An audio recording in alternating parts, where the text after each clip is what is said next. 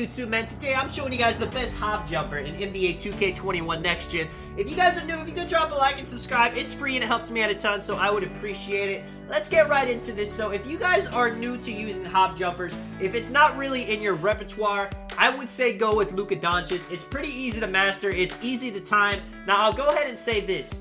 If you're comfortable timing a hop jumper, you don't really need to be worried about which one it is. Say you use Trey Burke, you use normal, you use any of the other ones. As long as you got the timing down, it's not too important which hop jumper you use. And a lot of people will ask, does your jump shot affect your hop jumper? Absolutely. Jump shots have a green window. You need a good jumper to be able to hit hop jumpers because hop jumpers are going to be even, it's more specific. You have to time it even better. The green window is even smaller, and if you have a bad jump shot on, it's going to make it impossible to green these step back jumpers. Now, shooting badges, circus threes definitely helps, especially if you're doing step backs behind the three-point line. If you're a power forward, though, you don't get this badge. I know a lot of people, they have that demigod power forward. You can't get circus threes, but you can still hit them at an effective rate.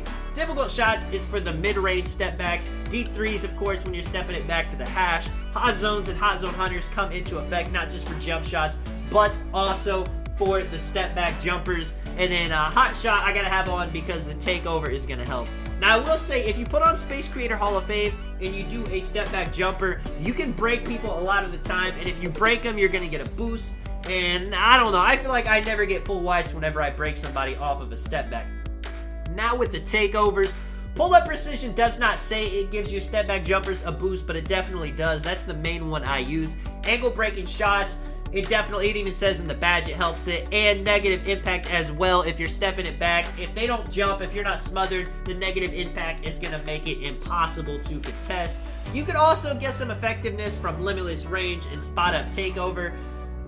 Let's get right into it. Let me show you guys how to do this. So if you guys have no idea, say you're running to the right, you point your left joystick down to the right and tap X or tap square if you're on PS5, and you're gonna get the hop jumper, the step back jumper animation. That's the easy way of doing it. You can do it on the three-point line, you can do it in the midi, you can do it to the corner. Any spot is good. And you see, I'm gonna put up a dribble combo I like to do right here. So you see, I'm gonna get the ball right here. One thing I like to do, I'm gonna step it back, I'm gonna drive it, I'm gonna hit a man with the spin, I'm gonna go left, and then I'm gonna do a step back to the top of the key. Now I have a hot shot right there.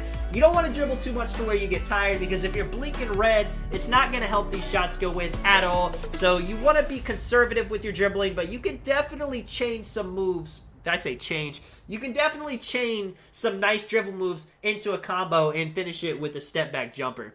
Now, there's another animation in this package. You see right there, say I got the ball. If I point my left joystick to the left and tap X, point my joystick to the right and tap X or square, and then I get a little stutter step back. It's a lot less space than the actual step back, and it can be kind of dangerous. They're a lot more easy to contest. You see I mess it up right there. Have to throw up a terrible shot. Don't worry about that. But I mean, it looks more flashy though, and like with Trae Young's, he'll put the ball behind his back, jump super far. If you want to play around with those, definitely go for it. I know not a lot of people work the mid-range this year. I do though. I like doing the moves. I got one gameplay for you guys I'm going to show you. It's not me spamming hop jumpers, but you're going to see I actually do a nice hop jumper in it. The one thing I would say is don't be predictable with these, because if you do a step back, you're playing the ones and they step up, you lose your dribble. I mean, there's no way to do a hop jumper and keep your dribble. In NBA 2K20, you could, so I would do them all the time just to get ankles, but it's not like that anymore, and it's probably for the best. So you gotta be unpredictable. You gotta throw in some dunks, some standstill shots. You can never rely on one move. And this really goes for 2K in general. You can't just rely on one move, one streak to carry you in a game. The best thing to be is versatile, and if you're throwing people with some fades, some jump shots, some dunks, some dribble moves, some step backs, they're gonna have no way to predict what you're doing. Now you see right here, going up against a two-way shot creator. I'm on my two-way threat. Now this is two guards on the 1v1 court and stage. You are rarely gonna see this. Everybody has the 6'7" power forward demigod with 100 badges. So I'm glad to see. I'm hoping this guy's got something shifty in his arsenal, because usually when people make a guard, they make it because they like the extra speed, they like the circus threes, they like the quicker jump shot. If you guys didn't know, you do get a quicker jump shot being a guard 6'4". Now right here, starting right off, he's kind of playing a little bit too far back, so I take the open three off a curry slide. Shooting off a curry slide is one of the most smooth animations you can get in the game right here. I'm going to be making a video on that move specifically. It's kind of like a version of the spin jumper, but I miss it. It kind of gives me a full bar animation. I go in, thought I had a contact dunk, give it to the man Z Meow, and it's looking bad. I missed 2 shots. I'm going to go ahead and say, if you miss a couple shots early in the 1v1 stage, you're in a bad position, because it doesn't take long for people to get momentum. They just need to hit 2 wide open shots, you know, to anything really. They got Heat Seeker, they got Hot Shot, and then boom, they got Takeover, and it's almost impossible to guard somebody without Takeover in this game. It doesn't matter how many defensive badges you have, so when they get Takeover, it's even tougher. I mean, look at the things this dude is doing to me. He hits me with a little glitchy spin dunk, and then he gets a contact dunk on me. He's got 6 points right off the bat. I need to make something happen. I'm looking weak out here.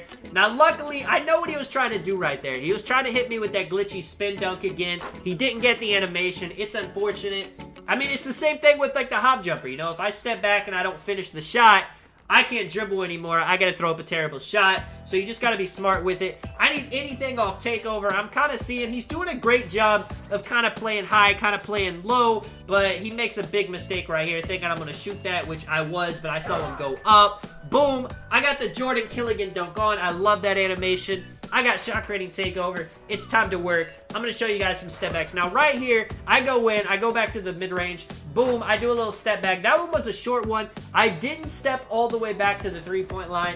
That is because I was not pulling down on my left joystick. That's what's going to happen if you just tap X without it. You're going to get an animation where your dude barely jumps at all. I get a nice dunk right there. Watch this right here, though. I run straight to the right. I'm not thinking he's expecting it. Jump back to the hash. Green. It's going to take a long time to show you that because it's just delayed. I mean, you see slightly late wide open. That was for the last shot I took. But that was actually a 38% contested shot. That's why I'm saying, you know, just commit to the shot. Don't get nervous when you're taking these hop jumpers. If you get nervous, if you think it's a bad shot, well, he's going to get the ball anyway, so you might as well finish off with it. Right here, he plays excellent defense. I tried to hop all the way back to the three-point line. I'm going to show you guys what that looks like. It's kind of glitchy. Your dude can jump super far back, but it gives me a bad animation. He gets the ball.